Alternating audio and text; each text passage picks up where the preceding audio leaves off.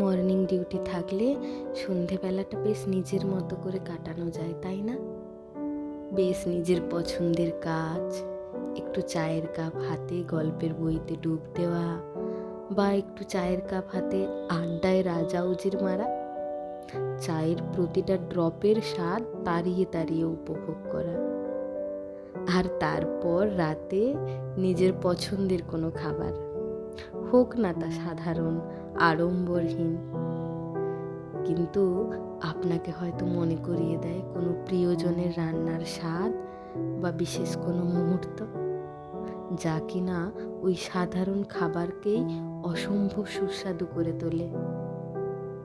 কি চোখ বন্ধ করলে মনে হচ্ছে না কোনো গল্পের বইয়ের চরিত্রের দিন যাপন? আসলে এটা আমার আপনারই দিন যাপন।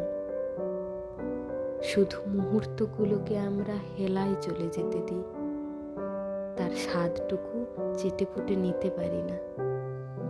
বিশ্বাস না হলে একটা দিন কাটিয়ে দেখুন না, ভালো লাগায় পড়ে যাবেন, কথা দিচ্ছি।